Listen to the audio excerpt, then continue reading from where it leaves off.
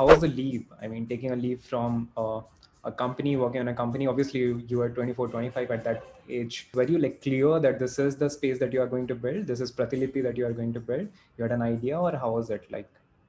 So actually, I was not planning to build a startup. My plan A was to actually find a founder that I thought was smarter and more driven than me, and then basically beg them for a job. So as I was saying earlier, right, like I have been a computer science engineer by training.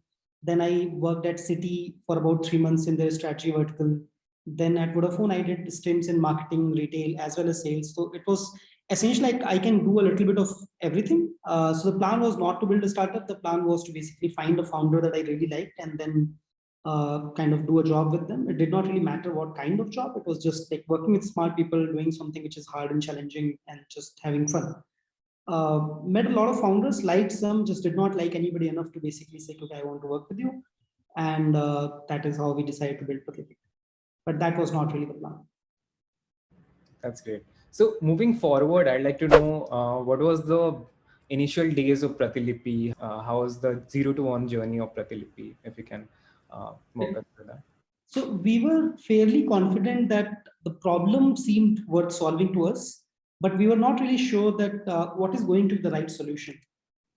Especially because nobody really had done what we were doing either in India or actually globally. If you look at it as a whole of what we have been trying to do, and not just the literature part. So I think our first premise at that point was just to kind of start small and try and figure out as quickly as possible that we are moving in the right direction, and then keep on iterating from there. Instead of like trying to say that, okay, this is the solution and this is what we are going to do. We started by saying, okay, this is the problem. We'll try out different solutions. We'll see which one works best. Which is why we decided to kind of not take too much time in building a product. So we launched our website in a beta version within a month of starting to build Pratilipi. We did not even incorporate the company for about 7-8 months because we were not sure what the right solution is. So the first thing that we did was, even before deciding to build Pratilipi, was to try and figure out if it is a problem worth solving. So we spoke about 350, 400 odd writers, and then again 300 odd readers, and understood like what their pain points are. Why does this problem exist in the first place? What we can do so that their problems are resolved. So when we decided to finally pursue this, the first thing that we did was we went out to these writers themselves and we told them that this is what we are building, and would you want to kind of come on board? Some people said yes, a lot of people said no. So we tried to understand why they are saying no, and generally the answer was that like because you don't have any readers, so it's not worth my time to basically build a profile, upload content, any of that stuff. Said, okay, you don't have to do anything. All you have to do is say yes. We will make your profiles, we'll upload your content, we'll do whatever it takes to make you successful. So this is how we got our first 100 or 150 odd writers.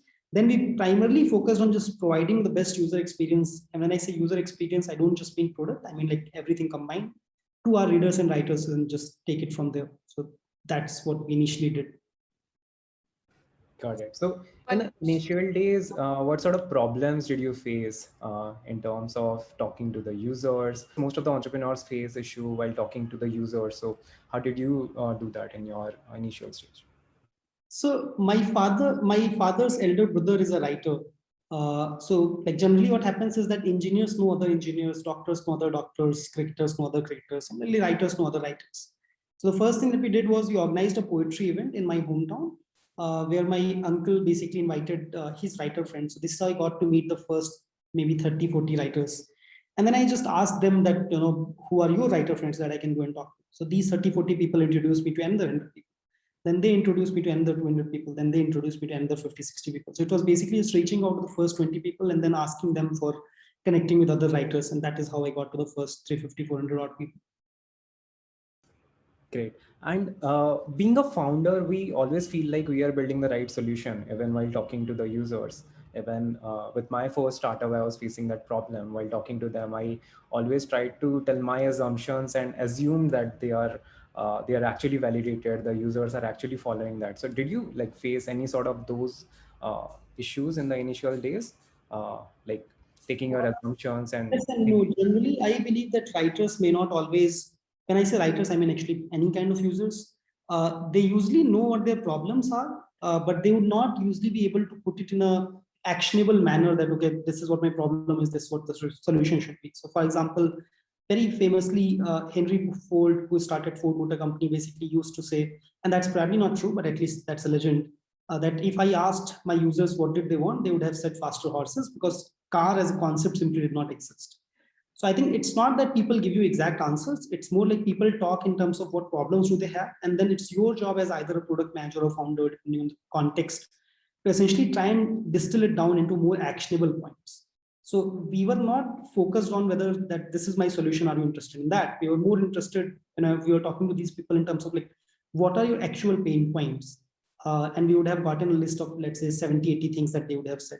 Then we sat down and we tried to figure out, okay, what are the real problems out of these 70, 80 things? Like, can we basically distill them down into 3 or 4 actionable points? So this is what we focused on when we were conducting our user interviews. It was not about like, okay, this is my solution. What do you think about the solution?